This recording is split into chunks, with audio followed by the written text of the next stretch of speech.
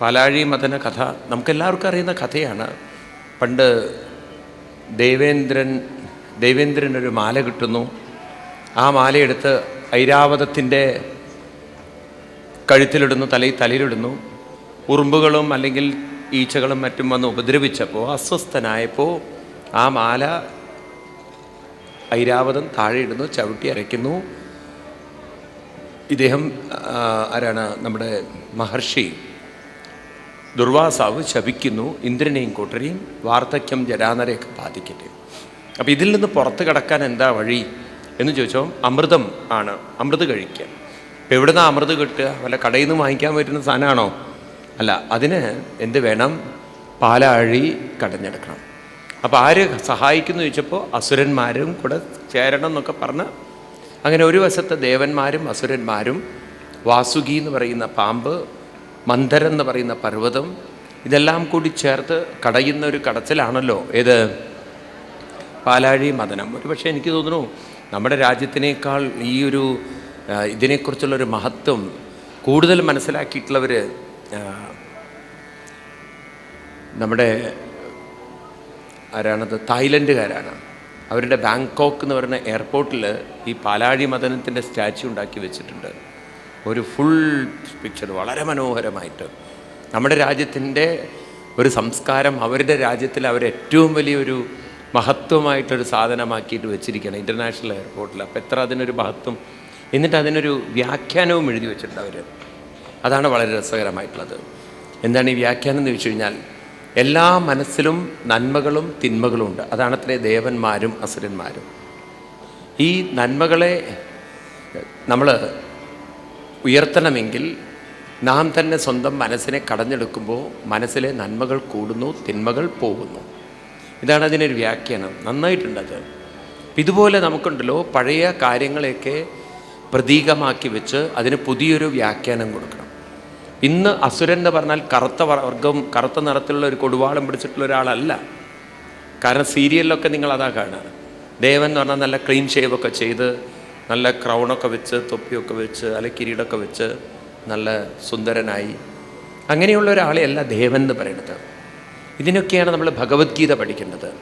അപ്പോൾ ഭഗവത്ഗീതയിലെ ഭഗവാൻ 16-ാം അധ്യായത്തിൽ ദൈവീക സമ്പത്ത്, ആസുരിക സമ്പത്ത് എന്ന് പറഞ്ഞിട്ട് രണ്ട് സമ്പത്തിനെ കുറിച്ചിട്ട്, അതായത് നമ്മളിലൊക്കെ അഹങ്കാരം, ദുരഭിമാനം, പിടിവാശികൾ, ദുർവാശികൾ, സ്വാർത്ഥത, അതുപോലെ തന്നെ മറ്റുള്ളവരെ ഉപദ്രവിക്കുന്ന പ്രവണത തുടങ്ങിയിട്ടുള്ള കാര്യങ്ങളൊക്കെ നാം ആസുരിക സംസ്കാരങ്ങളായി കാണും. എന്നാൽ നമ്മൾ തന്നെ സ്വന്തം ജീവിത പ്രശ്നങ്ങളിൽ നിന്ന് ഉയരുക, മറ്റൊരാളെ സഹായിക്കുക, ഉയർത്തുക തുടങ്ങിയ നന്മ നിറഞ്ഞ സംസ്കാരങ്ങൾ, എവിടെയൊക്കെ ഐക്യത്തിൻ്റെ സംസ്കാരമുണ്ടോ അതൊക്കെ ദൈവീകവും, എവിടെയൊക്കെ മനുഷ്യൻ വേർപ്പെടുത്തുന്ന സംസ്കാരമുണ്ടോ അതെല്ലാം പറയും ആസുരികയും. അപ്പോൾ ഇത് രണ്ടും മനസ്സിലാണുള്ളത്. ഒന്നിപ്പിക്കുന്നതും മനസ്സാണ്, വേർപ്പെടുത്തുന്നതും മനസ്സാണ്. അപ്പോൾ ഈ രണ്ട് സംസ്കാരങ്ങൾ എന്നും ലോകത്തിലുണ്ട്, എല്ലാ മനസ്സിലും ഉണ്ട്, ഇല്ലേ? എല്ലാ മനുഷ്യ മനസ്സിലുണ്ട്. ചിലരോട് നമ്മൾ ഒന്നിക്കുന്നു, ചിലരെ നമ്മൾ വേർപ്പെടുത്തുന്നു. അത് പ്രത്യേകിച്ച് പ്രേമം തുടങ്ങുമ്പോഴാണ് അറിയുക. ഒരാൾക്കൊരാളോട് പ്രേമം തുടങ്ങിക്കഴിഞ്ഞാൽ, ഈ സിനിമയിലൊക്കെ കാണുന്നില്ലേ, താൻ പ്രേമിക്കുന്ന കുട്ടിയെ വേറൊരാൾ പ്രേമിക്കാൻ തുടങ്ങിയാൽ അയാൾ വേർപ്പെടുത്താൻ തുടങ്ങും, അതിൽ അക്രമം കാണിക്കാൻ തുടങ്ങും. ഇങ്ങനെയൊക്കെ പലതും നിങ്ങൾക്ക് സിനിമയിലൊക്കെ കാണാൻ സാധിക്കും. ഇതുപോലെ നമുക്ക് കുട്ടികളിൽ ഈ വാസനയുണ്ട്. നിങ്ങൾ നോക്കൂ, നിങ്ങൾ ഒരു അമ്മ പ്രസവിച്ച ആദ്യത്തെ കുട്ടി, അത് ആ അമ്മയുമായി അത്ര ഒട്ടലുണ്ടാകുന്ന സമയത്ത് രണ്ടാമത്തെ ഒരു കുട്ടി വന്നു കഴിഞ്ഞാൽ തീർച്ചയായിട്ടും ആ കുട്ടി അമ്മ കാണാതെ ചെറുതിനെ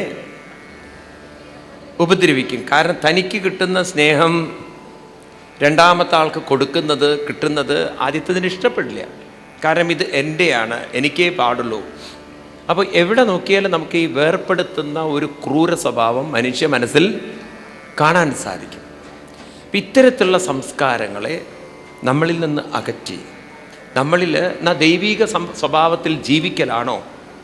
അതാണ് ഈ രാഷ്ട്രീയ സംസ്കാരവും വിദ്യാഭ്യാസ സംസ്കാരവും ആത്മീയ സംസ്കാരവും തമ്മിലുള്ള വ്യത്യാസം. ഒരു നല്ല മനുഷ്യനായി ജീവിക്കണം എന്നാണ് പൊതുവെ പ്രസംഗിക്കുക എല്ലാവരും. ആണോ അല്ലയോ? നല്ല മനുഷ്യനായിട്ട് ജീവിക്കുകയാണ് എല്ലാവരും, അതിന് വേണ്ടിയിട്ടാണ്.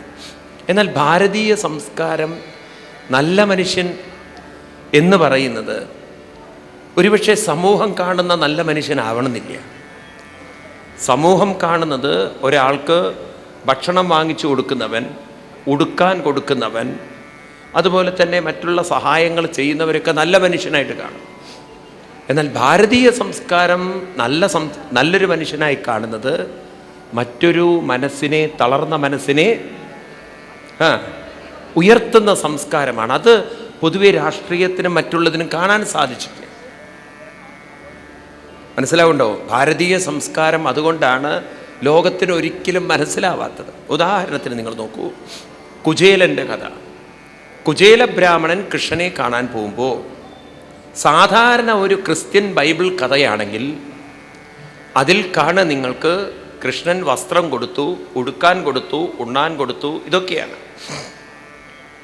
പക്ഷേ ഭാഗവതത്തിലേക്ക് വരുമ്പം ഉണ്ണാനും ഉടുക്കാനും അല്ല ഇവിടെ കൊടുക്കുന്നത്.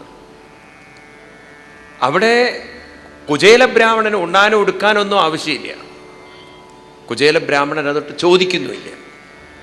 അവർ സംസാരിക്കുന്നത് മുഴുവൻ ഗുരോരനുഗ്രഹേണ ഇവ പുമാൻ പൂർണ്ണ പ്രശാന്തയെ, മാനസികമായി ഉയർന്ന അവസ്ഥയെക്കുറിച്ചാണ് സംസാരിക്കുന്നത്.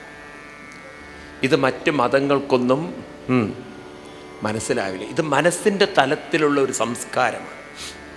ഇവിടെയാണ് നാം കടഞ്ഞെടുക്കേണ്ടത്. ഈ കടയുക എന്നതുകൊണ്ട് അർത്ഥമാക്കുന്നത്, നിങ്ങൾ തൈര് കടയുന്നത് പോലെയല്ല ഈ കടയിൽ പാലാഴി മഥനം. ഇവിടെ മഥനം ചെയ്യേണ്ടത് നമ്മുടെ മനസ്സുകൊണ്ട് മനസ്സിനെ കടയണം. ഈ വാക്ക് വളരെ ശ്രദ്ധിക്കണം. മനസ്സുകൊണ്ട് മനസ്സിനെ കടയണം എന്ന് പറഞ്ഞാൽ എന്താ അർത്ഥം? ഇവിടെയാണ് നമ്മളിൽ നാം കൊണ്ടുവന്നിരിക്കുന്ന മനസ്സെന്ന് പറയുന്നത്, ഈ മനസ്സ് പൂർവ ജന്മ സംസ്കാരങ്ങളുടെ ഒരു മനസ്സാണ്. അതിൽ ആസുരികവുമുണ്ട്, ദൈവീകവുമുണ്ട്. ഇനി ഇവിടെ നിന്ന് നിങ്ങൾ ആ മനസ്സിനെ ഒന്ന് പരിവർത്തനം ചെയ്യണം. എന്താണ് ആസുരികവും ദൈവീകവും എന്ന് പറഞ്ഞാൽ? മറ്റുള്ളവരെ ബുദ്ധിമുട്ടിക്കുന്ന, മറ്റുള്ളവരെ വേദനിപ്പിക്കുന്ന സംസ്കാരമൊക്കെ നമ്മളിലുണ്ട്. ഇതിലൊരു പരിവർത്തനം വരുത്താൻ എന്ത് വേണം? ഉപാസന തുടങ്ങിയ നല്ലൊരു സംസ്കാരം. അപ്പം അതുകൊണ്ട് നിങ്ങൾ ഉപാസനയും നല്ല കാര്യങ്ങളും ചെയ്യും തോറും, ധ്യാനം തുടങ്ങിയതെല്ലാം ചെയ്യും തോറും അതൊരു കടയലാണ് എന്ന് പറയണം. ഒരുപക്ഷെ സയൻറ്റിഫിക്കലി മനസ്സിനെ മനസ്സിലാക്കിയത് ഭാരത ഋഷീശ്വരന്മാരാണ്. അവർ മനസ്സിലാക്കി, ദിവസവും അല്പനേരം നിങ്ങൾക്ക് പ്രാണായാമം, ജപം, ധ്യാനം ഇതൊക്കെ ഉണ്ടെങ്കിൽ നിങ്ങളുടെ മനസ്സിൽ ഒരു പുതിയ സംസ്കാരം. ഏത് സംസ്കാരം? ഇതിനെ പറയാം അമൃതത്വ സംസ്കാരം എന്ന് പറയും. എന്താണ് അമൃതത്വ സംസ്കാരം? അമൃതത്വം എന്ന് പറഞ്ഞാൽ, മൃതം എന്ന് പറഞ്ഞാൽ ച്യുതിയുള്ളത്, അമൃതം എന്ന് പറഞ്ഞാൽ താഴോട്ട്, മരിക്കുക എന്നൊക്കെയല്ലേ അർത്ഥം, താഴോട്ട്. അമൃതം എന്ന് പറഞ്ഞാൽ ഒരിക്കലും താഴോട്ട് പോവാത്ത, തളരാത്തൊരു സംസ്കാരം നിങ്ങളിൽ രൂപാന്തരപ്പെടും. അമൃതത്വ സംസ്കാരം. ഈ അമൃതത്വ സംസ്കാരം രൂപാന്തരപ്പെടും തോറും മറ്റുള്ള സംസ്കാരങ്ങൾ നിങ്ങളിൽ നിന്നും അകന്നു പോകും. അതുകൊണ്ടാണ് ഭാരതത്തിലുണ്ടല്ലോ, ഞാൻ നിങ്ങളോട് തുറന്നു പറയാണ്, ഈ മദ്യം കഴിക്കരുത്, മാംസം കഴിക്കരുത്, ഇങ്ങനെയുള്ള പ്രസംഗങ്ങളൊന്നും ഭാരതത്തിൽ നമ്മുടെ ഗ്രന്ഥങ്ങളിൽ കാണില്ല. നിങ്ങൾക്ക് ഞാനിത് കമ്പയർ ചെയ്യുന്നത് ബൈബിളുമായിട്ടാണ്. അവിടെ 10 വചനങ്ങളൊക്കെ എടുത്ത് നോക്കിക്കഴിഞ്ഞാൽ മദ്യം കഴിക്കരുത്, അത് ചെയ്യരുത്, ഇത് ചെയ്യരുത്, ഡോൺസ് ആൻഡ് ഡൂസ് എന്ന് പറയും. ഇത് ചെയ്യണം, അത് ചെയ്യരുത്. നമ്മുടെ ഗ്രന്ഥങ്ങളിലൊന്നും അത് കാണില്ലേ നിങ്ങൾക്ക്? കൃഷ്ണൻ അങ്ങനെ ഒന്നും പറഞ്ഞില്ലേ ഭഗവത്ഗീത. കാരണം ഇതൊരു സയൻസായി പറയുന്നത്. നിങ്ങളിൽ ഒരു പുതിയ സംസ്കാരം രൂപാന്തരപ്പെടാൻ തുടങ്ങും തോറും മറ്റുള്ള സംസ്കാരങ്ങൾ നിങ്ങളിൽ നിന്നും അകന്നു പോകും. നിങ്ങൾ അതിൻ്റെ ഒരു തെളിവ് നോക്കൂ. നമ്മൾ ശബരിമലയ്ക്ക് വ്രതം എടുക്കും. പലരും ആ ശബരിമലയ്ക്ക് വ്രതം എടുക്കുന്നതോടുകൂടി തന്നെ ഒരു കുറച്ച് ദിവസം കഴിയുമ്പോഴേക്കും അവർക്ക് മദ്യം കഴിക്കാനുള്ള, മാംസം കഴിക്കാനുള്ള താല്പര്യം കുറഞ്ഞു വരുന്നു. കള്ള് കുടിക്കരുത് എന്ന് പറയുന്നതാണോ ശരി, അതോ സ്വയം അത് വിടുന്നതാണോ ശരി? ഏതാ മെച്ചുവേർഡായിട്ടുള്ളത്? അതാണ് നമ്മുടെ ഭാരതത്തിൻ്റെ സംസ്കാരം. അതുകൊണ്ട് നിങ്ങളൊക്കെ ഉണ്ടല്ലോ, കുട്ടികൾക്കൊക്കെ ഈ ധ്യാന സംസ്കാരം കൊണ്ടുവന്നാൽ ഭാവിയിൽ അവർക്ക് ഇത്തരത്തിലുള്ള വികാരങ്ങളൊന്നും ഉണ്ടാവില്ല. ഈവൺ എനിക്ക് തോന്നുന്നു ഈ കാമവാസന, ഈ സെക്ഷൽ ഡിസയർ തന്നെ ടൂ മച്ച് ഇന്നത്തെ കുട്ടികളിൽ കൂടാൻ കാരണം ഇതൊക്കെ അച്ഛനമ്മമാർ മനസ്സിലാക്കേണ്ടതാണ്. ഒന്നാമത് മീഡിയ വളരെ ഓപ്പൺ ആണ്. ഇന്നിപ്പോൾ പെൺകുട്ടികളുടെ ഏത് തരത്തിലുള്ള എന്താ പറയുക ശരീരഭാവങ്ങൾ നമുക്ക് ടി വി കമ്പ്യൂട്ടറിൽ കാണാൻ പറ്റും. ആ രീതിയിലാക്കി കഴിഞ്ഞു സിസ്റ്റം. അതിനൊന്നൊരു യാതൊരു കൺട്രോൾ ഇല്ല അതേ കഴിഞ്ഞു. ഇന്ന് നമുക്കറിയാം, പണ്ടൊക്കെ നമുക്ക് ഒരു ഡ്രസ്സ് പകുതി ഇടുന്ന ഒരു സ്ത്രീയുടെ ഒരു എന്താ പറയുക അഡ്വർടൈസ്മെൻറ്റിൻ്റെ പേപ്പറിൽ വരില്ല. ഇന്നിപ്പോൾ നോക്കൂ നിങ്ങൾ, ഈ ബ്രേസിയറിൻ്റെ പരസ്യം, അണ്ടർവെയറിൻ്റെ പരസ്യം അങ്ങനെ തന്നെയാണ് കൊടുക്കുന്നത്. എനിക്കിത് പറയുമ്പോൾ നായനാരുടെ ഭാര്യയാണ് ഓർമ്മ വരിക. ഒരിക്കൽ നായനാരും അദ്ദേഹത്തിൻ്റെ ഭാര്യയും കൂടെ ടി വി പ്രോഗ്രാം കണ്ടുകൊണ്ടിരിക്കുകയായിരുന്നു. അപ്പോൾ ഇത് നടന്ന കഥയാണ്, നായനാരുടെ ജീവിതത്തിൽ നടന്ന കഥ. നായനാർ വളരെ തമാശക്കാരനായിരുന്നല്ലോ. ഇദ്ദേഹത്തിൻ്റെ ഭാര്യ ഇങ്ങനെ പ്രോഗ്രാം കണ്ടുകൊണ്ടിരിക്കുമ്പോൾ ഒരു പെൺകുട്ടിയുണ്ട്, അഡ്വർടൈസ്മെൻറ്റ് അണ്ടർവെയറൊക്കെ ഇട്ടിട്ട് ഒരു സ്വിമ്മിങ് പൂളിലേക്ക് ചാടുന്നു, സോപ്പ് തേച്ചിട്ട്. അപ്പം നായനാരുടെ ഭാര്യ പറഞ്ഞു, ഈ വൃത്തികെട്ട കുട്ടികൾക്ക് വേറെ ഒന്നും ജോലിയില്ലേ, നാണവും മാനവും ഇല്ലേ ഇവർക്കൊക്കെ? അപ്പോൾ ഏതോ ഒരു സോപ്പിൻ്റെ പരസ്യമാണ്. അപ്പോൾ ഉടനെ നായനാർ പറഞ്ഞു, എടീ ശാരദേ, അങ്ങനെ ഒരു ഷോട്ടിൽ പോയി നിന്ന് കഴിഞ്ഞാൽ 1 ലക്ഷം 2 ലക്ഷം രൂപയാണ് കിട്ടാൻ പോകുന്നത് ഒരു ആഡിൽ നിന്നാൽ. അപ്പോൾ ഉടനെ ഇദ്ദേഹത്തിൻ്റെ ഭാര്യ ചോദിച്ചു, എന്നാൽ ഞാനും ഒന്ന് ട്രൈ ചെയ്താലോ എന്ന്. ഉടനെ നായനാർ പറഞ്ഞാൽ സോപ്പ് കമ്പനി പൂട്ടും. ഈ 85-ാമത്തെ വയസ്സിൽ അണ്ടർവെയർ ഇട്ടിട്ട് സ്വിമ്മിംഗ് പൂളിൽ സോപ്പ് തേക്കാൻ പോയാൽ വല്ല ലൈഫ് ബോയുടെ പരസ്യത്തിന് പോകേണ്ടി വരും, അല്ലെങ്കിൽ ആരും മേടിക്കില്ല. ഒരു ആഡും പ്രായമുള്ളവരെ കൊണ്ട് ചെയ്യുമോ? ഉണ്ടോ? 4 പല്ല് പോയി ബാക്കിയുള്ള പല്ലുള്ള ഒരാളെ കോൾഗേറ്റ് പേസ്റ്റിൽ വെച്ച് നോക്കൂ നിങ്ങൾ, ഒരാളും മേടിക്കില്ല അത്.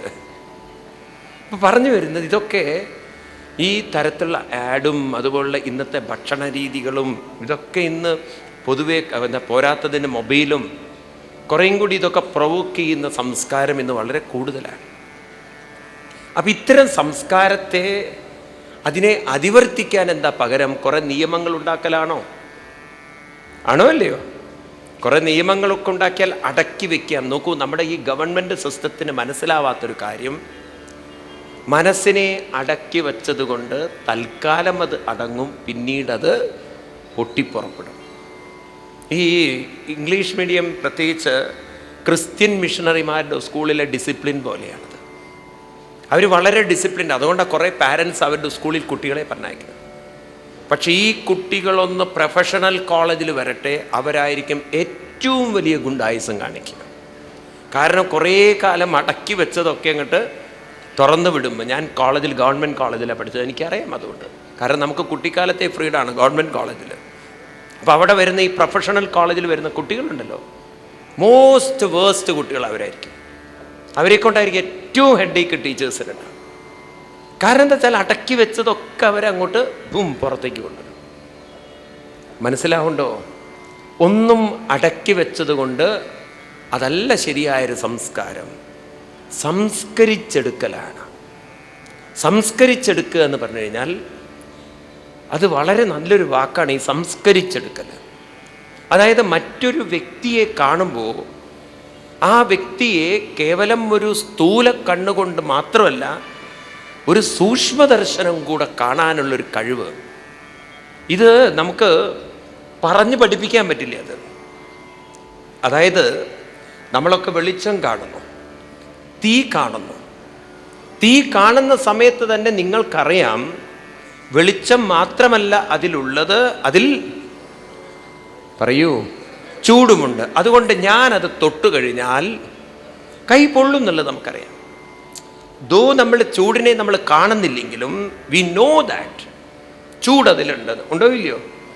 ഇതുപോലെ നമുക്കൊരു സൂക്ഷ്മ ദർശനമുണ്ടെങ്കിൽ, ഞാൻ മറ്റൊരാളെ വേദനിപ്പിച്ചാൽ, കൂട്ടുകൂടി ഞാൻ ഒരാളെ വേദനിപ്പിച്ചാൽ, ഈ വേദനിപ്പിക്കുന്ന സംസ്കാരം നാളെ എന്നെ ഒറ്റപ്പെടുത്തി ഞാനുമൊരു വേദനിപ്പിക്കുന്ന തലത്തിലേക്ക് എന്നെ അത് എത്തിക്കും.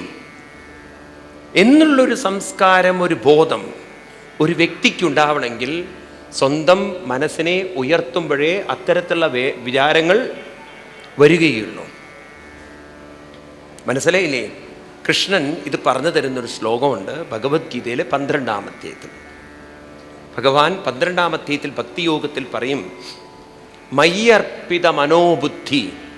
നിങ്ങൾ അല്പനേരം ദിവസവും ജപവും ധ്യാനവും കുട്ടികളെ പഠിപ്പിക്കുകയാണെങ്കിൽ അദ്വേഷ്ട സർവഭൂതാനാമൈത്രക്കരുണ ഏവച. അദ്വേഷ്ട, മറ്റുള്ളവരോടുള്ള ദ്വേഷം അവരുടെ മനസ്സിൽ പറയൂ കുറഞ്ഞു കുറഞ്ഞു വരും എന്ന് പറയാം. അപ്പം അതുകൊണ്ടൊക്കെ ആയിരിക്കാം പണ്ട് കാലത്തുണ്ടല്ലോ ഈ സന്ധ്യാനാമങ്ങളൊക്കെ ഉണ്ടായിരുന്നു. ഇന്നിപ്പോൾ അത്തരത്തിലുള്ള സംസ്കാരങ്ങളൊക്കെ നഷ്ടപ്പെട്ടു, വെറും ടി വിയും. അതുകൊണ്ട് മനസ്സിൽ ക്രൂരതകൾ കൂടി. ശ്രദ്ധിക്കണേ, അന്നും ഇന്നും എന്നും ക്രൂരതകളുണ്ട്. നിങ്ങൾ വിചാരിക്കേണ്ട ക്രൂരത ഈ കാലഘട്ടത്തിൻ്റെ മാത്രമാണ്. പണ്ട് ഹിരണ്യാക്ഷനുണ്ട്, ഹിരണ്യകശിപുണ്ട്, ഉണ്ടോ? ശ്രീരാമൻ്റെ കാലഘട്ടത്തിലും രാവണാദികളുണ്ട്, കൃഷ്ണൻ്റെ കാലഘട്ടത്തിലും കംസാദികളുണ്ട്, നമ്മുടെ കാലഘട്ടത്തിൽ നമ്മളും ഉണ്ട്. എന്താ ഒരു കുറവുള്ളത്? എന്നുമുണ്ട് ഈ സംസ്കാരങ്ങൾ. ഈ ക്രൂര സംസ്കാരങ്ങളെ ഒരിക്കലും അടിച്ചമർത്തിക്കൊണ്ട് ലോകം നേരെയാക്കാൻ ഒരാൾക്കും സാധ്യമല്ല. കുറെ റൂൾസ് ഉണ്ടാക്കിയത് കൊണ്ട് സാധ്യമല്ല. പിന്നെ എന്താ വേണ്ടത്? ഒരു ധ്യാന സംസ്കാരത്തിലൂടെ, ജപസംസ്കാരത്തിലൂടെ അത്തരത്തിലുള്ള സംസ്കാരങ്ങളിൽ നിന്നും മനസ്സിനെ പറയൂ ഉയർത്തുമ്പോൾ സ്വാഭാവികമായും മറ്റൊരാളെ വേദനിപ്പിക്കാനുള്ള സ്വഭാവം ഒരാളിൽ ഇല്ലാതെയാവും. അതിന് ഏറ്റവും നല്ല തെളിവ് നോക്കൂ നിങ്ങൾ.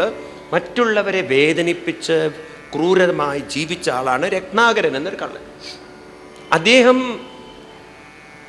മരാ മരാ മരാ മരാ മരാ മരാ മരാ ചൊല്ലി, അതോ ആമരമീമരെന്നോ?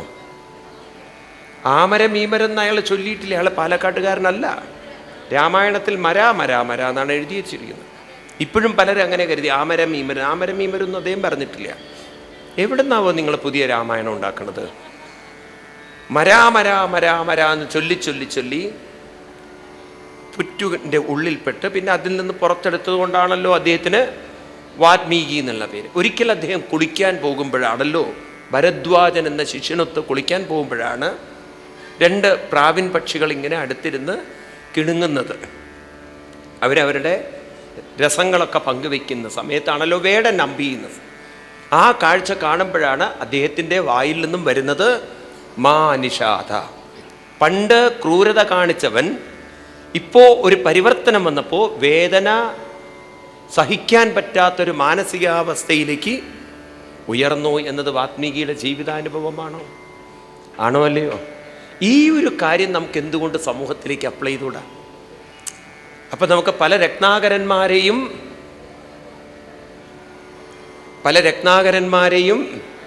വാൽമീകികളാക്കാൻ ഒരു സംസ്കാരം. അതുകൊണ്ട് ഏറ്റവും ഒരു ഗംഭീരമായൊരു സാധനമാണ്, നമ്മൾ പ്രചരിപ്പിക്കേണ്ട ഒന്നാണ്. നിങ്ങളൊക്കെ ഒരു ശപഥം ചെയ്യണതിന് വേണ്ടിയിട്ട് ഭാഗവതത്തിൽ ഏറ്റവും അവസാനം കൃഷ്ണൻ അല്ലെങ്കിൽ വേദവ്യാസ മഹർഷി നമ്മളെ ഏൽപ്പിക്കുന്നൊരു ഉത്തരവാദിത്തമുണ്ട്.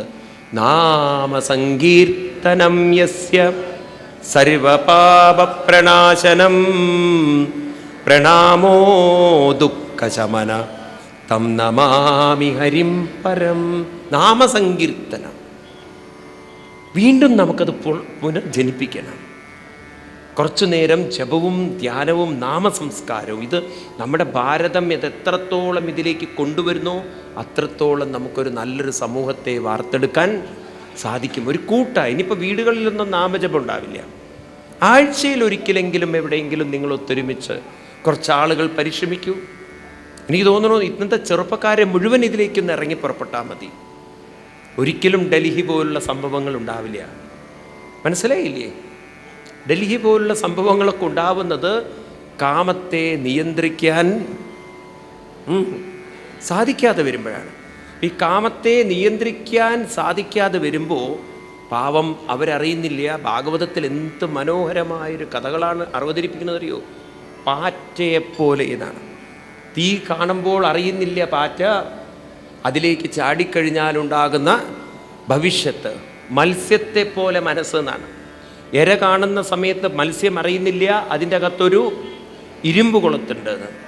അതുപോലെ വണ്ടിനെ പോലെ എന്നാണ്. താമരപ്പൂവിലിരിക്കുന്ന വണ്ട് അറിയുന്നില്ല വൈകുന്നേരമാകുമ്പോൾ സൂര്യൻ അസ്തമിക്കുന്ന സമയത്ത് താമര കൂടുന്നു എന്നുള്ളത്. മനസ്സൊരു ആനയെപ്പോലെ എന്ന് പറയാണ്.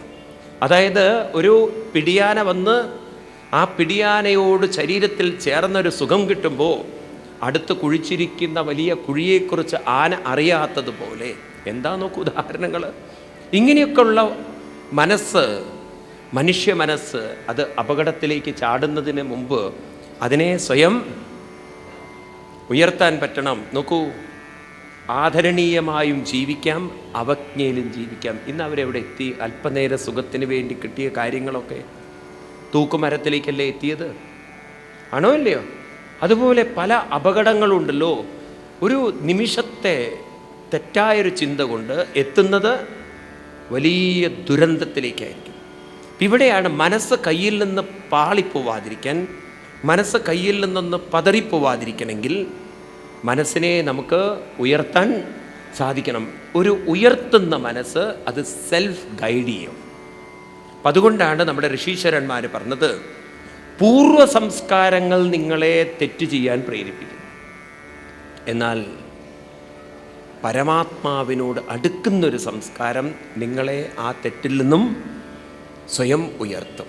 അപ്പം അതുകൊണ്ട് ദിവസവും കുറച്ചു നേരം നാമസങ്കീർത്തനം, ജപം, ഇതൊക്കെ നിങ്ങൾ കുട്ടികളിലേക്കൊക്കെ കൊണ്ടുവരാൻ നമുക്ക് പരിശീലിപ്പിക്കാൻ സാധിച്ചാൽ എനിക്ക് ഉറപ്പ് തരാൻ സാധിക്കും, നമുക്കൊരിക്കലും, നമ്മുടെ കുട്ടികൾ ഒരിക്കലും മറ്റൊരാളെ നശിപ്പിക്കുന്ന ഒരു സംസ്കാരത്തിലേക്ക് വീഴില്ല. ഒരു പക്ഷേ ഡൽഹി പോലെ ആവില്ല. ഞാൻ ഒരു അനുഭവം പറയാം നിങ്ങളോട്.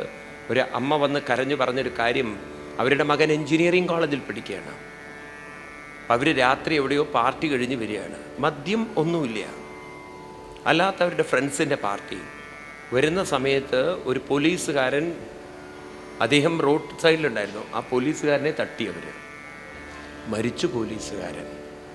ഈ പോലീസുകാരൻ്റെ ബോഡി ഒരു വണ്ടിയിലിട്ട് ഒരു കാട്ടിൽ കൊണ്ടുപോയിട്ടു. അതിൽ 5 പേര്, അതിൽ 2-3 കുട്ടികളൊക്കെ വലിയ നല്ല ഫാമിലിയിൽപ്പെട്ട കുട്ടികൾ. അവരാരും ഈ സത്യം വിളിച്ചു പറഞ്ഞില്ല. അവസാനം എന്തിനു പറയണു? 5 പേരുടെ പേരിലും കൊലക്കുറ്റത്തിന് കേസ് കൊടുത്തു. ആ അച്ഛനും അമ്മയും ഇന്ന് കരയാണ്. ഒരു നിമിഷം ഒന്ന് പറഞ്ഞാൽ മതിയിരുന്നു, ആക്സിഡൻറ്റ് പറ്റിക്കഴിഞ്ഞാൽ അതൊരിക്കലും കൊലക്കുറ്റമായി വരില്ല. പക്ഷെ ആ ബോഡി എടുത്ത് അത് കാട്ടിലേക്ക് കൊണ്ട് കളഞ്ഞ് അത്രയും ഒരു ക്രൂരത ചെയ്തതുകൊണ്ട് ഒരു ആക്സിഡൻ്റ് ഒരു കൊലക്കുറ്റമായി മാറി. ഇന്നിപ്പോൾ ഇനി ഈ ജന്മം അവനൊരു ജോലി കിട്ടില്ല. 10-22 വയസ്സുള്ള കുട്ടികൾ പഠിക്കുന്നത് RECയിൽ, സാധാരണ കോളേജിലല്ല, ഗവൺമെൻറ് കോളേജിൽ. അപ്പോൾ നമുക്ക് ഒരു കൂട്ടുകെട്ട്, ഒരു നിമിഷം സത്യം വിളിച്ചു പറയാനുള്ളൊരു മനോബലം അവർക്കറിയുന്നില്ല. ഒരു പക്ഷേ അത് വിളിച്ചു പറഞ്ഞിരുന്നുവെങ്കിൽ അവരുടെ പേരിൽ ഈ കൊലക്കുറ്റം ഒരിക്കലും വരില്ലായിരുന്നു. ഇന്നിപ്പോൾ അച്ഛനും അമ്മയും വിചാരിച്ചിട്ട് കാര്യമില്ല. It's A prove. മനസ്സിലാവുണ്ട് നിനക്ക്? ഈ കാര്യങ്ങളൊക്കെ എന്തുകൊണ്ടാണ് ചോദിച്ചു കഴിഞ്ഞാൽ, മനസ്സിന് ഒരു എന്താ പറയുക, നാമസങ്കീർത്തന സംസ്കാരങ്ങളൊക്കെ നഷ്ടപ്പെട്ടതോടുകൂടി ആ പൂർവ്വ സംസ്കാരങ്ങളൊക്കെ അതിനെ തെറ്റായ കാര്യങ്ങൾ ചെയ്യാൻ പ്രേരിപ്പിക്കുന്നു. അതുകൊണ്ട് ഈ പാലാഴി മദനം എന്നതുകൊണ്ട് അർത്ഥമാക്കേണ്ടത് നാമസങ്കീർത്തന മദനം എന്ന് അർത്ഥമെടുക്കണം നിങ്ങൾ. നാമസങ്കീർത്തനമാണത്, ധ്യാനത്തിൻ്റെ മദനമാണത്. ഭട്ടതിരിപ്പാട് പറയുന്ന പോലെ മഞ്ചീരം മഞ്ജുനാഥൈരിവപദഭജനം ശ്രേയയിത്യാലബന്ധം പാദാഗ്രം ഭ്രാന്തിമജ്ജൽ പ്രണതജനമനോ മന്ദരോദ്ധാരകൂർമ്മം. മന്ദരം, ഉദ്ധാരം, കൂർമ്മം. ഇവിടെയാണ് ഭഗവാൻ കൂർമ്മമായി അവതരിക്കുന്നത്. എന്താണ് കൂർമ്മം എന്ന് പറഞ്ഞാൽ? ആമ അതിൻ്റെ പ്രത്യേകത അതിൻ്റെ ഇന്ദ്രിയങ്ങളെ അതിന് ഉള്ളിലേക്ക് വലിക്കാൻ സാധിക്കുന്ന പോലെ നമ്മുടെ ഋഷീശ്വരന്മാർ പറയും, ജപവും ധ്യാനവും എല്ലാം മനസ്സുകൊണ്ട് വേണം ചെയ്യാൻ, നാവുകൊണ്ടല്ല. നാവുകൊണ്ട് നിങ്ങൾ നാമം ചൊല്ലിയില്ലെങ്കിലും കുഴപ്പമില്ല. നാവും നാമവുമായിട്ടൊരു ബന്ധമില്ല. കാരണം നാവെന്നത് പഞ്ചഭൂതാത്മക ദേഹവുമായി ബന്ധപ്പെട്ട് ജപിക്കേണ്ടതൊക്കെ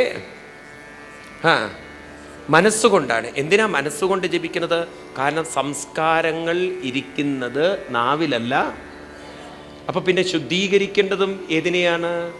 മനസ്സിനെയാണ്. അപ്പം ദിവസവും കുറച്ചു നേരം ഇരുന്ന് നാമസങ്കീർത്തനം, കലിസന്തോപരിണസത്തിന് ഉപനിഷത്തുണ്ട്. അപ്പം അവിടെ ചോദിക്കും, ഈ കലിയുഗത്തിലെ അസ്വസ്ഥതകളെ തരണം ചെയ്യാൻ എന്താണ് വേണ്ടത്? പറഞ്ഞു, ഒരു മന്ത്രം ജപിക്കുമെന്ന്. അപ്പോൾ ചോദിച്ചു, ഏത് മന്ത്രമാണ് ജപിക്കുന്നത്? പറഞ്ഞു, മന്ത്രം അവിടെ നിൽക്കട്ടെ, ഈ മന്ത്രം ജപിക്കുന്നതിനൊരു നിയമമുണ്ട്. ചോദിച്ചു, എന്താ നിയമം? സാധാരണ നിയമങ്ങൾ എന്ന് പറയുന്നത് രാവിലെ കുളിക്കണം അല്ലേ, അതുപോലെ തന്നെ എന്താ പറയുക, പൂജാമുറിയിലിരിക്കണം. ആരെങ്കിലും ടോയ്ലറ്റിൽ ഇരുന്നിട്ട് മന്ത്രം ജപിക്കുമോ? ഉണ്ടോ? ഇല്ല. അപ്പോൾ പിന്നെ പൂജാമുറിയിലിരിക്കണം. ഇങ്ങനെയൊക്കെ കുറേ നിയമങ്ങളുണ്ടല്ലോ. ഇതിലേത് നിയമമാണ് ഫോളോ ചെയ്യേണ്ടത്? അപ്പോൾ പറഞ്ഞു, ഈ മന്ത്രം ജപിക്കാനുള്ളൊരു നിയമം, ഒരു നിയമവും ഇല്ല എന്നുള്ളതാണ്. അതായത് ഈ മന്ത്രം എവിടെ വേണമെങ്കിലും എപ്പോൾ വേണമെങ്കിലും ജപിക്കാവുന്ന മന്ത്രം. ചോദിച്ചു, ഏതാണ് ആ മന്ത്രം? അതാണ് കലിസന്തോപനിഷത്തിലെ മന്ത്രമാണ് ഹരേ രാമ രാമ രാമ ഹരേ ഹരേ, ഹരേ കൃഷ്ണ കൃഷ്ണ കൃഷ്ണ ഹരേ ഹരേ. ഈ മന്ത്രം ജപിച്ചാൽ മതി. അപ്പം ഏതെങ്കിലും ഒരു മന്ത്രം കുറച്ച് നേരമൊക്കെ ഇരുന്ന് ജപിക്കുകയാണെങ്കിൽ തീർച്ചയായിട്ടും അതൊരു പാലാഴി മഥനമായി അതിൽ നിന്ന് ക്രമേണ അമൃതം പൊങ്ങി വരുമെന്ന് പറഞ്ഞാൽ നമ്മുടെ മനസ്സ് അമൃതത്വമായിരിക്കുന്ന, ഒരിക്കലും നാശമില്ലാത്ത ഒരു അനന്ത ശക്തിയിലേക്ക് മനസ്സുയർന്നു വരും. പിന്നെ നിങ്ങളെ ഗൈഡ് ചെയ്യാൻ ആ ഒരു ശക്തി കൂടെ ഉണ്ടാവും. നമ്മളിലൊക്കെ രണ്ട് തരം ജ്ഞാനമുണ്ട്. ഒന്നാമത്തെ ജ്ഞാനത്തെ പറയും നമ്മുടെയൊക്കെ ബുദ്ധി, പഠിച്ചെടുക്കുന്ന ബുദ്ധി. എന്നാൽ നമ്മളിൽ മറ്റൊരു ജ്ഞാനമുണ്ട്, അതിൻ്റെ പേരാണ് വിജ്ഞാനം എന്ന് പറയുന്നത്. വിജ്ഞാനം, ഈ ജ്ഞാനത്തെക്കുറിച്ച് നമ്മുടെ യൂണിവേഴ്സിറ്റികളോ കോളേജുകളോ ഒന്നും പഠിപ്പിക്കുന്നില്ല. സെൽഫ് നോളജ്, ഇതിനെ ഇന്ന് ഇൻഡ്യൂഷൻ എന്ന് പറയും, അല്ലെങ്കിൽ സിക്സ്ത് സെൻസ് എന്നൊക്കെ പറയും. അതായത് ചില കാര്യങ്ങളൊക്കെ നിങ്ങൾ സ്വയം മനസ്സിലാക്കാനുള്ളൊരു കഴിവ്, സ്വയം ചിന്തിക്കാനുള്ള കഴിവ്, ചിലതൊക്കെ നിങ്ങൾക്ക് സ്വയം കണ്ടെത്താൻ തോന്നും. ഉദാഹരണത്തിന് നിങ്ങൾ തന്നെ നോക്കൂ. നിങ്ങൾ പല ആളുകളും ഭക്ഷണം ഉണ്ടാക്കുമ്പോൾ അമ്മയിൽ നിന്ന് പഠിച്ച പോലെ അതേപോലെ ആയിരിക്കും എക്സാക്ട്ലി ഉണ്ടാക്കുന്നത്. ആണോ? അപ്പം സ്വയമായൊരു കഴിവ് അവരുടെ ഉള്ളിൽ ഉണ്ടാവുന്നുണ്ട്. ആ ഒരു ഇന്നർ വിസ്ഡം, ഉള്ളിലുള്ളൊരു വിസ്ഡം നിങ്ങൾക്കത് സൂക്ഷ്മമായി പറഞ്ഞു തരികയാണെങ്കിൽ നിങ്ങൾ ശ്രദ്ധിക്കുക, അപ്പോഴേ മനസ്സിലാവും. വളരെ ശ്രദ്ധിക്കുക. നമ്മളിലൊരു ഹയർ ഇൻ്റലിജൻസ് ഉണ്ട് എന്നുള്ളത്. നമ്മൾ ഭക്ഷണം കഴിക്കണം. ഞാൻ പറയുന്നത് പ്യുവർ സയൻസാണ്. അപ്പം മനസ്സിലാക്കാൻ വളരെ ശ്രദ്ധിച്ച് മനസ്സിലാക്കണം. നമ്മൾ ഭക്ഷണം കഴിക്കണം. ഈ ഭക്ഷണത്തിൽ പലതരത്തിലുള്ള കെമിക്കൽസ് ഉണ്ട്. നിങ്ങൾ അതിനെ സയൻറ്റിഫിക്കലി നോക്കുമ്പോൾ, ഉദാഹരണത്തിന് പറയുകയാണെങ്കിൽ കാർബോഹൈഡ്രേറ്റ്, പ്രോട്ടീൻ ഉണ്ട് അല്ലേ, കാൽഷ്യം തുടങ്ങിയിട്ടുള്ള പല പല വൈറ്റമിൻസ് എല്ലാം കൂടെ ഉണ്ട്, മിനറൽസ്. അപ്പം ഇതെല്ലാം കൂടി യോജിച്ചിട്ടാണ് നമ്മുടെ ശരീരത്തിൽ സെല്ല് രൂപാന്തരപ്പെടുന്നത്, ഒരു കോശം. നാം കഴിക്കുന്നതിൽ ഒരു പക്ഷേ ധാരാളം കാർബോഹൈഡ്രേറ്റും മറ്റും കാര്യങ്ങളൊക്കെ ആവശ്യത്തിൽ കൂടുതലുണ്ടാകും. ഈ ആവശ്യത്തിൽ കൂടുതലുള്ളതിനൊക്കെ തള്ളിക്കളയണം, ആവശ്യമുള്ളതിനെ എന്ത് ചെയ്യണം? സ്വീകരിക്കണം. ശ്രദ്ധിക്കൂ, നിങ്ങൾ പുസ്തകം നിങ്ങൾ ബൈൻഡ് ചെയ്യാൻ കൊടുത്തു. അപ്പം അവരെന്ത് ചെയ്യും? ഒരു പുസ്തകം നിങ്ങൾ ബൈൻഡ് ചെയ്യാൻ കൊടുത്താൽ എന്ത് ചെയ്യും? അതിൻ്റെ സൈഡ് മുഴുവൻ കട്ട് ചെയ്ത്, ആവശ്യമില്ലാത്തതൊക്കെ കട്ട് ചെയ്ത് ഒരു നല്ലൊരു ഓർഡറിൽ അതിനെ ബൈൻഡ് ചെയ്ത് തരും. ഉണ്ടോ ഇല്ലയോ? ഇതേപോലെ ഇപ്പം നിങ്ങൾ സാരിയോ അല്ലെങ്കിൽ മുണ്ടോ ഒരു വക്കടിക്കാൻ കൊടുത്തു കഴിഞ്ഞാൽ അവരതിനെ നല്ലവണ്ണം കട്ട് ചെയ്ത് വൃത്തിയാക്കി അതിനെ ഒരു ഓർഡറിലാക്കി തരും.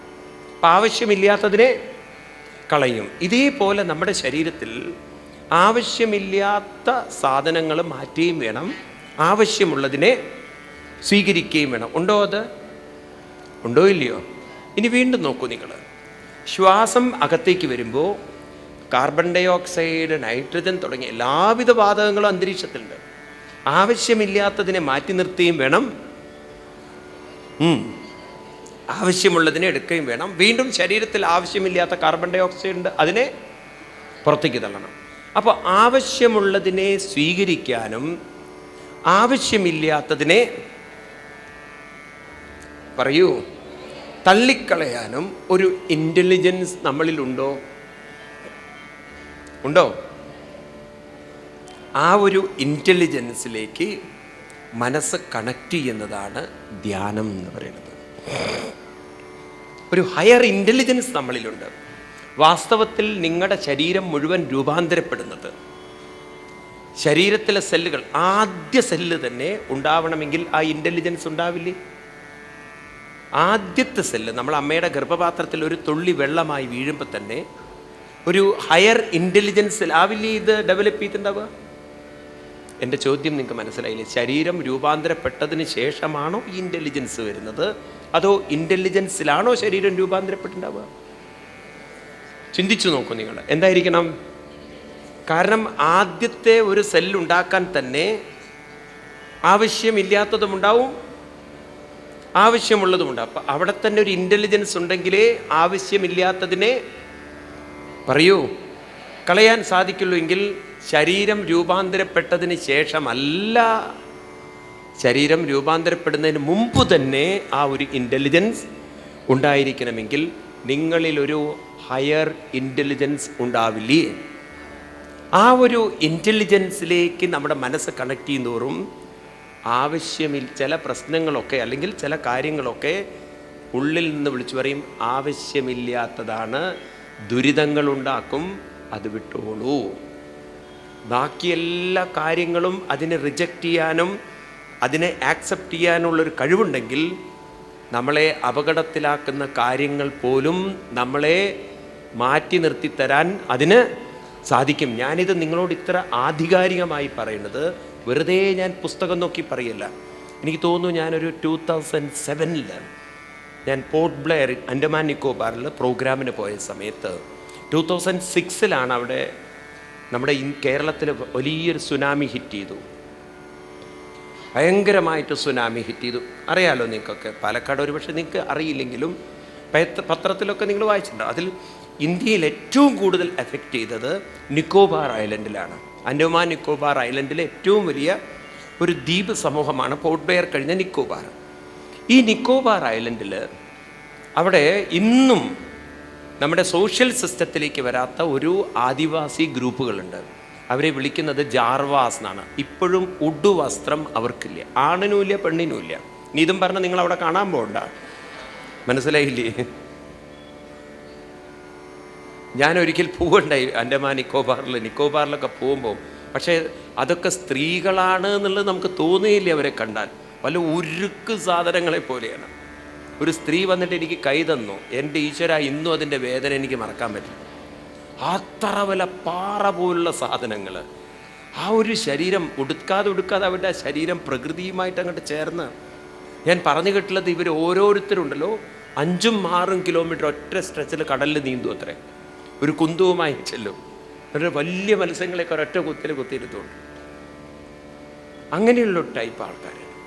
ഈ ആളുകൾ നമ്മുടെ നിക്കോബാർ ഐലൻഡിൽ സുനാമി ഹിറ്റ് ചെയ്യുന്ന 26-ാം തീയതിയാണ്, ഡിസംബറിൽ ഹിറ്റ് ചെയ്യുന്നത്. 25, 26, 24-ാം തീയതി തന്നെ ഇവർ നിക്കോബാർ ഐലൻഡ് ഏറ്റവും ടോപ്പ് ലെവലിലേക്ക് പോയി. എന്നാൽ ഈ നിക്കോബാർ ഐലൻഡിൽ നമ്മുടെ ഗവൺമെൻറ് ഓഫ് ഇന്ത്യ എയർഫോഴ്സിന് ട്രെയിനിങ് കൊടുത്തുകൊണ്ടിരിക്കുക. അപ്പോൾ റാങ്ക് ഹോൾഡേഴ്സായിട്ടുള്ള എയർഫോഴ്സ് എൻജിനീയറിങ് കഴിഞ്ഞ പിള്ളേരാണ് എയർഫോഴ്സിൽ. ഇവർ കടൽ തീരത്തിരുന്ന് പാർട്ടി നടത്തിയിരുന്നു, ക്രിസ്മസ് പാർട്ടി. അപ്പോഴാണ് ഈ വെള്ളം കയറി വരുന്നത് കണ്ട് ഇവർ സന്തോഷത്തിൽ തുള്ളിച്ചാടി വെള്ളത്തിലേക്ക്. ഒരെണ്ണം തിരിച്ചു വന്നിട്ടില്ല. 10-26 ഓഫീസേഴ്സ് അടിച്ചുപോയി. എന്നാൽ ഒരു വിദ്യാഭ്യാസവുമില്ലാത്ത ഈ ആദിവാസി ഗ്രൂപ്പ് ഒരെണ്ണം മരിച്ചിട്ടില്ല. അവരോട് ഇതിനെക്കുറിച്ച് ചോദിച്ചപ്പോൾ അവർക്കൊരു പ്രത്യേക ലാംഗ്വേജ് ഉണ്ട്. അത് അവർ പറയുന്നത് 2 ദിവസം മുമ്പ് തന്നെ അവർക്ക് കടലിൻ്റെ ചലനത്തിൽ മനസ്സിലായത്രേ എന്തോ അപകടം. അപ്പം പ്രകൃതിയുമായി അത്രയും ചേർന്ന് ജീവിക്കുന്നത് കൊണ്ട് പ്രകൃതിയുടെ ചലനത്തിൽ നിന്ന് തന്നെ കാര്യങ്ങൾ മനസ്സിലാക്കാനുള്ള ഇൻ്റലിജൻസ് മനസ്സിലാവുണ്ടോ നിങ്ങൾക്ക്?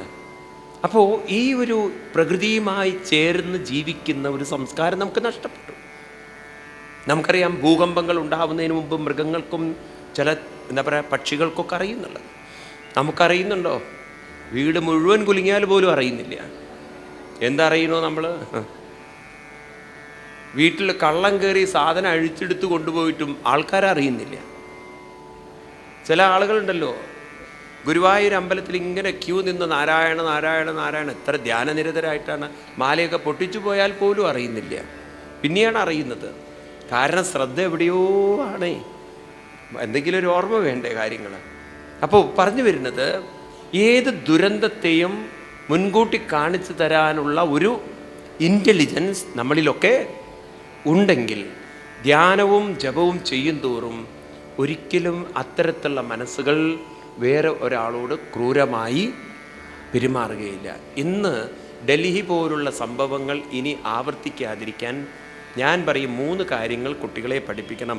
പ്രാണായാമം പഠിപ്പിക്കണം, കുറച്ച് നേരം ഇരുന്ന് ധ്യാനം പഠിപ്പിക്കണം, ജപം പഠിപ്പിക്കണം.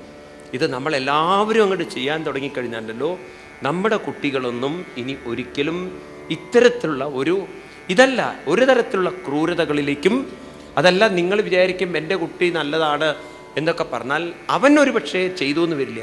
പക്ഷെ അവൻ ഇടപഴകുന്ന ഒരു കൂട്ടുകെട്ട് അവനെ ഏത് രീതിയിൽ കൊണ്ടുപോകും നിങ്ങൾക്ക് പറയാൻ സാധ്യമല്ല. വേണ്ടതല്ലേ ഇതൊക്കെയാണ് ഭാരതീയ സംസ്കാരം നമ്മളെ പഠിപ്പിക്കുന്നത്. അതുകൊണ്ട് നിങ്ങളൊക്കെ ഉണ്ടല്ലോ, ഒരു നേതൃത്വം കൊടുക്കൂ. നിങ്ങളുടെ നാട്ടിൽ കുറച്ച് കുട്ടികളെയെങ്കിലും നാമജപം പഠിപ്പിക്കാനുള്ള ഒരു സംസ്കാരം ഏൽക്കുണ്ടോ നിങ്ങളതൊക്കെ? എത്ര പേർക്ക് സാധിക്കും? എന്നാലും എല്ലാവരും ഒന്ന് കൈപൊക്കിയ എത്ര നല്ലതാണ്. അറ്റ്ലീസ്റ്റ് ഒന്ന് കൈപൊക്കാൻ ശ്രമിക്കൂ നിങ്ങൾ. ഞാനൊന്ന് ശ്രമിക്കും. നോക്കൂ നിങ്ങൾ ഞാൻ ഈ പറയുന്നതൊക്കെ ഉണ്ടല്ലോ, ഹൈ റെസ്പെക്റ്റ് നമുക്കുണ്ടാക്കുന്നത് ഒരു അച്ഛനും അമ്മയും. അവർ ഇരിഞ്ഞാലക്കുടക്കാരനാണ്. എനിക്കറിയില്ല ഇവരൊക്കെ. ഞാൻ ഒരിക്കൽ അമേരിക്കയിൽ ചെല്ലുന്ന സമയത്ത് അറ്റ്ലാന്റ എന്ന് പറയുന്ന സ്ഥലത്ത് എന്നെ ഒരു പ്രോഗ്രാമിന് ചെറുപ്പക്കാരൻ, ഒരു 28 വയസ്സുള്ള ഒരു ചെറുപ്പക്കാരൻ വിളിച്ചു. അപ്പം ഇദ്ദേഹം ഒരു കേരളത്തിൽ പഠിച്ച് എഞ്ചിനീയറിംഗ് കോളേജിലൊക്കെ പഠിച്ച് പിന്നെ അമേരിക്കയിൽ ഹയർ ഡിഗ്രിക്ക് എടുത്ത പയ്യനാണ്. അപ്പോൾ ഒരു IT കമ്പനിയുടെ വൈസ് പ്രസിഡൻറ്റും കൂടിയാണ്, ഹൈ ടോപ്പ് ലെവലിലിരിക്കുന്ന പയ്യൻ. അപ്പോൾ എന്നെ വിളിച്ച അറ്റ്ലാന്റ എന്ന് പറഞ്ഞ സ്ഥലത്തേക്ക് ഞാൻ അവിടെ ചെല്ലുമ്പോൾ ഒരു 300ഓളം ഇന്ത്യൻ ഫാമിലി അവൻ കളക്ട് ചെയ്തിരിക്കുന്നു. ഞാൻ അത്ഭുതപ്പെട്ടു. അപ്പം പറയാണ്, ആ 300ഓളം ഫാമിലിയും പറയാണ്, ഈ ഒരാൾ ഇവിടെ വന്നതിന് ശേഷമാണ് ഞങ്ങൾക്കൊരു സ്പിരിച്വൽ കൾച്ചർ ഉണ്ടായിട്ടുള്ളത്. ആ 28 വയസ്സുള്ള ഒരു ചെറുപ്പക്കാരൻ ഒരു നല്ലൊരു നേതൃത്വം, കുട്ടികൾക്ക് ഭജന പറഞ്ഞു കൊടുത്തിട്ടും കുറച്ച് ഗീത. അപ്പോൾ അവൻ പറയാണ്, എൻ്റെ അച്ഛനും അമ്മയും എന്നെ ഇങ്ങനെ വളർത്തി. അപ്പം നോക്കൂ, ഞാൻ ആലോചിക്കുകയായിരുന്നു, അവനും വേണമെങ്കിൽ അമേരിക്കയാണ് കാറെടുത്ത് കറങ്ങി ജീവിക്കാം അവന്. പക്ഷേ ഇന്നൊരു റെസ്പെക്റ്റ്ഫുൾ ഒരു ആളായി, ഒരു 300ഓളം കുടുംബം റെസ്പെക്റ്റ് ചെയ്യുന്ന ഒരാൾ. ഒരു വശത്ത് ഞാൻ വേറൊന്നുകൂടെ പറഞ്ഞുതരാം. ഞാൻ ഷിക്കാഗോ എന്ന് പറഞ്ഞ സ്ഥലത്ത് നമ്മുടെ സംഘാടകർ പറഞ്ഞു, സ്വാമിജി നമുക്കൊരു സ്ഥലം വരെ പോകണം. നോക്കുമ്പോൾ പോയ സ്ഥലത്ത് ഒരു എന്താ പറയുക, ക്രിമേഷൻ പ്ലേസിലാണ് എന്നെ കൊണ്ടുപോകുന്നത്. ഒരു മലയാളി പയ്യൻ, അവൻ റോഡ് ആക്സിഡൻറ്റിൽ മരിച്ചിരിക്കുക. അവൻ മരിച്ചിട്ട് ഒരു മനുഷ്യനില്ല അവനെ ഹെൽപ്പ് ചെയ്യാൻ, ആ ഫാമിലി, ആ പെൺകുട്ടിയെ ഹെൽപ്പ് ചെയ്യാൻ ഒരാളും ഹെൽപ്പ് ചെയ്യാനില്ല. എന്തോ ഭാഗ്യത്തിന് അവരെ ആ പയ്യൻ്റെ ബോഡി കൊണ്ടുവന്ന ഹോസ്പിറ്റലിലുള്ള ഒരാൾ, ഒരു അമേരിക്കക്കാരൻ, ഒരു മലയാളി ഡോക്ടറെ പരിചയമുള്ളത് കൊണ്ട് ആ മലയാളി ഡോക്ടർ ഷിക്കാഗോയിൽ നമ്മുടെയൊക്കെ പ്രോഗ്രാം ഓർഗനൈസ് ചെയ്യുന്ന ഒരാളായതുകൊണ്ട് ഞാൻ അവിടെ എത്തിച്ചേരുന്നത്. ഞാൻ ആ പെൺകുട്ടിയോട് പറഞ്ഞത് ഇതാണ്, ആവുന്ന കാലത്ത് ഒരു കാര്യത്തിലും നല്ലതിലൊന്നും പങ്കെടുക്കരുത്, പണം വെച്ചങ്ങനെ ജീവിക്കണം. അന്ന് നിങ്ങൾ മനസ്സിലാവും, അനുഭവം കൊണ്ട് മനസ്സിലാവും, ആരും തിരിഞ്ഞു നോക്കാനില്ല എന്നുള്ളത് മനസ്സിലാവുണ്ടോ? ഇതൊക്കെ കണ്ണിൻ്റെ മുന്നിൽ കാണണം നമ്മൾ. അതുകൊണ്ടാണ് ഞാൻ നിങ്ങളോട് പറയുന്നത്, നിങ്ങളുടെ കുട്ടികൾക്ക് ഇത് പറഞ്ഞു കൊടുത്താൽ അവർ നാളെ കാരണം അവരുടെ ഉള്ളിലുള്ള ഈ സംസ്കാരം തീർച്ചയായിട്ടും അവരത് മറ്റൊരാൾക്ക് പറഞ്ഞു കൊടുക്കും. കാരണം ഭാരതീയ സംസ്കാരം എന്ന് പറയുന്നത് ഒരു ഗുരുശിഷ്യ ബന്ധ സംസ്കാരമാണ്. ഗുരു എന്ന് പറയുന്നത് സന്യാസി എന്നല്ല, ഒരുപക്ഷെ അമ്മയായിരിക്കാം. ഞാൻ എൻ്റെ കുട്ടിക്കാലത്തൊക്കെ ഭാഗവതം വായിച്ചിട്ടുണ്ട്. എനിക്കറിയാം, അച്ഛൻ നിർബന്ധിക്കുമായിരുന്നു ഞങ്ങളെ വായിക്കാൻ. ഞാനന്നൊന്നും മനസ്സിലാക്കിയില്ല. ഞാൻ വലുതാകുമ്പോൾ ഭാഗവതം പറയുന്നത് ഞാൻ മനസ്സിലാക്കിയിട്ടില്ല. എൻ്റെ അച്ഛനെ വളരെ സ്ട്രിക്റ്റ് ആയിരുന്നു ഈ കാര്യത്തിൽ, ഒരു കോംപ്രമൈസ് ചെയ്യില്ലായിരുന്നു. മനസ്സിലായില്ല. അന്ന് എന്താ ഭാഗവതം എന്ന് പോലും എനിക്കറിയില്ല. പക്ഷേ ഹീ ഇൻസിസ്റ്റ്. അപ്പോൾ അന്ന് തരുന്നൊരു സംസ്കാരം ഇന്നെനിക്ക് ഭാഗവതം നോക്കാതെ തന്നെ അറിയാം എന്ത് എവിടെ ഏതെന്നുള്ളത്. കാരണം അത് ഈ ജന്മം എനിക്ക് തോന്നില്ല, ഞാൻ ഭാഗവതം സത്യം പറഞ്ഞാൽ ഇപ്പോഴും ഞാൻ മുഴുവൻ വായിച്ചിട്ടൊന്നുമില്ല. പക്ഷെ എനിക്കറിയാം ഏത് എവിടെ എന്ത് എന്നുള്ളത്. ആ കുട്ടിക്കാലത്ത് നമ്മൾ വായിക്കുന്നതൊക്കെ നമ്മുടെ ഉള്ളിൽ കിടക്കുന്നുണ്ട്.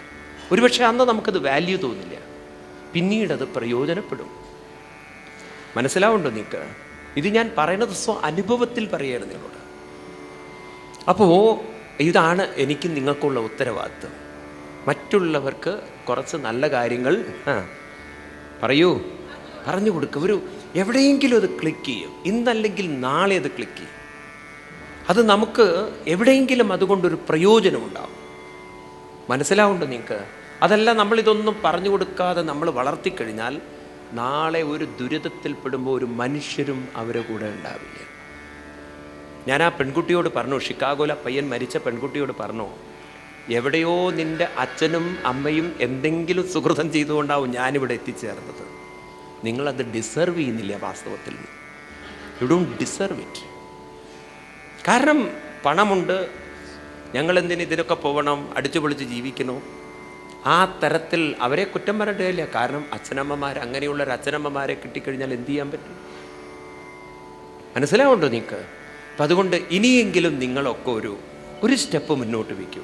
എനിക്കെന്ത് ചെയ്യാൻ പറ്റും? എൻ്റെ ഈ സമൂഹത്തിന് എന്ത് ചെയ്യാൻ പറ്റും?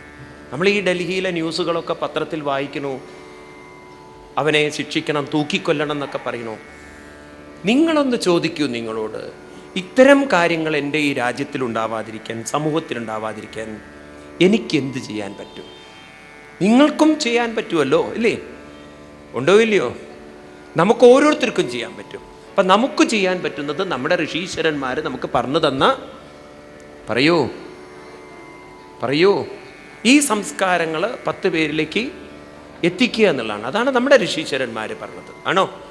അങ്ങനെ ഒരു മനസ്സെങ്കിലും ഒരു മാറ്റിയെടുക്കാൻ സാധിച്ചാൽ തീർച്ചയായിട്ടും നാളെ നിങ്ങളത് നിങ്ങളെ ഓർക്കാതിരിക്കില്ല. ഇവർ കാരണമാണ് ഇങ്ങനൊരു മാറ്റം എന്നിലുണ്ടായത് എന്നുള്ളത്. അതുകൊണ്ട് ഇതൊക്കെ ഈ സപ്താഹമൊക്കെ ഉണ്ടല്ലോ, നമുക്കൊക്കെ ഒരു പരിവർത്തനത്തിൻ്റെ സപ്താഹമായി മാറട്ടെ. നിങ്ങൾ ഇവിടെ നിന്നൊക്കെ ഒരു പ്രതിജ്ഞ ചെയ്തു പോകണം. ഞാനൊരു സപ്താഹം കേട്ടു പോകുന്ന ആളാവില്ല, ഞാനെന്തോ കേട്ടു പോകുന്ന ഒരാളാവില്ല. ഞാൻ കേട്ടത് ഇനിയെങ്കിലും ഇവിടെ നിന്ന് ഒരു പടി മുന്നോട്ട് പോവുക. ഇനിയൊരു കാര്യം നമ്മൾ മനസ്സിലാക്കേണ്ടത്, പലരും പറയും അവനവൻ ആദ്യം ചെയ്തിട്ട് വേണ്ട മറ്റുള്ളവർ ചെയ്യാൻ. നിങ്ങളൊന്നും ചെയ്യണ്ട. നിങ്ങൾ പറഞ്ഞു കൊടുക്കാൻ ശ്രമിക്കും തോറും നിങ്ങളിലത് സംഭവിക്കും. നിങ്ങൾ കള്ളത്തരം പറയുന്ന ആളായിക്കോട്ടെ, കള്ളത്തരം പറഞ്ഞുകൊണ്ടേ ഇരുന്നോളൂ. നുണ തന്നെ പറയും നിങ്ങൾ. എന്നിട്ട് നിങ്ങൾ ഭാഗവതമൊക്കെ പറഞ്ഞു കൊടുത്തോളൂ. പക്ഷെ കുറച്ച് കഴിഞ്ഞാൽ നിങ്ങൾക്ക് ഈ കള്ളത്തരം പറയുന്ന സ്വഭാവം താനെ ഇല്ലാതെയാവും. കാരണം മനസ്സിൻ്റെ ഒരു പ്രത്യേകത, ഒരു നല്ല സംസ്കാരം രൂപാന്തരപ്പെടും തോറും മറ്റൊരു സംസ്കാരം നമ്മളിൽ നിന്നും അകന്നു പോവും. ഇതാണ് ഭാരത ഋഷീശ്വരന്മാർ കണ്ടെത്തിയൊരു വലിയ കണ്ടെത്തൽ. എനിക്ക് തോന്നുന്നു ഈ സംഗതി തന്നെയാണ് മോഡേൺ സയൻസ് പറയുന്ന one energy can change with another energy. One form of energy can change through another energy. ഒന്നിലേക്ക് മാറുമ്പോൾ മറ്റൊന്ന് മാറുന്നു. നമ്മൾ ഭക്ഷണം കഴിക്കുന്നു, അതിൻ്റെ രൂപഭേദം സംഭവിക്കുന്നു, അത് വേറൊരു എനർജിയും മാറും. ഇതേപോലെ നമ്മളിലൊരു പോസിറ്റീവ് ചിന്ത വരുംതോറും ഒരു നെഗറ്റീവ് എനർജി നമ്മളിൽ നിന്നും പോകുന്നു. ഇത് തന്നെ ആവട്ടെ പാലാഴി മഥനം. അപ്പം നിങ്ങൾ മറ്റുള്ളവരുടെ കൂടെ ചേർന്ന് കുറച്ചു നേരം നാമസങ്കീർത്തനം ചെയ്യുമ്പോൾ നല്ലതും ചീത്തതുമായിട്ടുള്ള സംസ്കാരങ്ങൾ എല്ലാം ഒത്തുചേർന്ന് അവിടെ ദേവന്മാരും ഉണ്ടാവും, അസുര സംസ്കാരമുള്ളവരും ഉണ്ടാവും. എല്ലാവരും കൂടി ചേർന്ന് മഥനം ചെയ്യുമ്പോൾ അവസാനം അതിൽ നിന്നും അമൃതത്വം വരും. ഒരു അമൃതത്വ സംസ്കാരം ലോകത്തിലേക്ക് പകർന്നു നൽകാൻ ഈ പാലാഴി മഥനം നമുക്ക് നല്ലൊരു സന്ദേശമേകട്ടെ. അതായിരിക്കണം നമുക്ക് പാലാഴി മഥനം. അങ്ങനെ ഈ കഥ പറഞ്ഞതിന് ശേഷം പിന്നീട് അടുത്ത കഥയാണ് പരമശിവനൊരു മോഹം. ഈ പാലാഴി മഥനമായിട്ട് ബന്ധപ്പെട്ടൊരു കഥ ഉണ്ട്. അതായത് അമൃത് അസുരന്മാർ തട്ടിക്കൊണ്ടുപോയപ്പോൾ ഭഗവാനെ വിളിച്ച് കരഞ്ഞു എന്നാണ്. അപ്പോൾ ഭഗവാന് തോന്നി ഞാനൊന്ന് മണപ്പുള്ളിക്കാവിൽ അമ്മയായിട്ട് പ്രത്യക്ഷപ്പെടാം. ഒരു മോഹിനിയായി പ്രത്യക്ഷപ്പെട്ടു. അങ്ങനെ അസുരന്മാരിൽ നിന്ന് അമൃത് അടിച്ചു മാറ്റിയെന്നാണല്ലോ കഥ. അപ്പം അങ്ങനെ കഥ പറഞ്ഞതിന് ശേഷം പിന്നീട് അവിടെയാണ് നമ്മൾ അയ്യപ്പസ്വാമിയെ ജനിപ്പിക്കുന്നത്. പരമശിവനൊരു മോഹം. എന്താ മോഹം? അദ്ദേഹം വടക്കന്തറയിൽ നിന്ന് വന്നിട്ട് പറഞ്ഞു, എനിക്ക് മോഹിനി ദേവിയെ ഒന്ന് ശരിക്ക് കാണണം. അങ്ങനെ മഹാവിഷ്ണുവിനോട് പറഞ്ഞു, എനിക്ക് അങ്ങേ ഒന്ന് മോഹിനി വേഷത്തിൽ കാണുന്നു. ഭഗവാൻ പറഞ്ഞു, ഞാൻ അന്ന് മിസ് വേൾഡ് ആയെങ്കിലും എന്നും ഇങ്ങനെ എനിക്ക് ഐശ്വര്യ റായിയെ പോലെ ആവാൻ പറ്റില്ല, എന്നെ വിടണം. ഞാൻ എന്തായാലും ഒരു തരത്തിൽ ഇനി ആ വേഷം കിട്ടില്ല. പ്രത്യേകിച്ച് പരമശിവനാണ്, അതുകൊണ്ട് വേണ്ട, പരമശിവ അടങ്ങിയിരുന്നോളൂ അതൊക്കെ പറഞ്ഞു. പരമശിവൻ പറഞ്ഞു, അല്ലല്ല വരൂ വരൂ എന്നൊക്കെ പറഞ്ഞു നിർബന്ധിച്ചപ്പോൾ അങ്ങനെ എന്തിനു പറയണോ, മുനിസിപ്പൽ ഗ്രൗണ്ടിലേക്ക് വരാൻ പറഞ്ഞു. അങ്ങനെ മോഹിനി ദേവി മുനിസിപ്പൽ ഗ്രൗണ്ടിലെത്തി, പരമശിവനും മുനിസിപ്പൽ ഗ്രൗണ്ടിലെത്തി. എന്തിനു പറയണോ, ശിവന് നിയന്ത്രണം വിട്ടുപോയി. ഈ കഥയൊക്കെ കേട്ടാൽ മറ്റുള്ളവർ പറയും, ദേവന്മാരെ ഇങ്ങനെയാണ്, പിന്നെ ഡൽഹി പോലുള്ള കാര്യങ്ങൾ സംഭവിക്കാതിരിക്കും. അപ്പോൾ ഈ കഥ പറയുന്നത് നിങ്ങളതിൻ്റെ കാര്യം മനസ്സിലാക്കിയില്ലെങ്കിൽ അപകടമാണ്. ഈ കഥയെ അതുപോലെ കണ്ടാൽ പിന്നെ അതുപോലെ തെറ്റായി വ്യാഖ്യാനിക്കപ്പെടും. അപ്പോൾ ശിവൻ ഇങ്ങനെ ഓടുന്ന സമയത്ത് മോഹിനിയെ പിടിക്കാൻ ശ്രമിച്ചു എന്നൊക്കെ, അപകടമൊന്നും ചെയ്തില്ലേ, അയ്യോ ഇരുമ്പ് കഷ്ണം കൊണ്ട് ഉരുട്ടിയിട്ടൊന്നുമില്ല, അത്ര ക്രൂരതയൊന്നും ശിവൻ ചെയ്തിട്ടില്ല, പിടിക്കാൻ നോക്കിയെന്നാണ്. അങ്ങനെ എന്തിനു പറയണു, ശിവൻ്റെ ശരീരത്തിൽ നിന്ന് ബീജം പോയി എന്നൊക്കെയാണ് കഥ. പക്ഷേ ഈ കഥയുമായി ബന്ധപ്പെടുത്തിയിട്ടാണ് ആളുകൾ ആർക്ക് ജന്മം കൊടുക്കുന്നത്? അയ്യപ്പസ്വാമിക്ക് ജന്മം കൊടുക്കണം. ഭാഗവതത്തിൽ അയ്യപ്പൻ അങ്ങനെയാണ് ജനിച്ചത് എന്നൊരിക്കലും എഴുതിയിട്ടില്ല. മനസ്സിലായില്ലേ? അയ്യപ്പസ്വാമി ഭാഗവതത്തിൽ ഒരു അവതാര പുരുഷനേ അല്ല. അതുകൊണ്ട് നിങ്ങൾ അങ്ങനെ ധരിക്കരുത്. ഈ എന്താ പറയുക, ശിവൻ്റെ ബീജം മോഹിനി ദേവിയുടെ ഗർഭത്തിൽ വീണു എന്നൊരു കഥ തന്നെ ഇല്ല ഭാഗവതത്തിൽ. എവിടുന്നാണോ ഇങ്ങനെയൊക്കെ കഥ ഉണ്ടായതെന്ന് എനിക്കറിയില്ല. ഏതായാലും പലരും ശബരിമല പോകുന്നവരായതുകൊണ്ട് അയ്യപ്പസ്വാമി ഒന്ന് മനസ്സിലാക്കുന്നത് നല്ലതാണ്.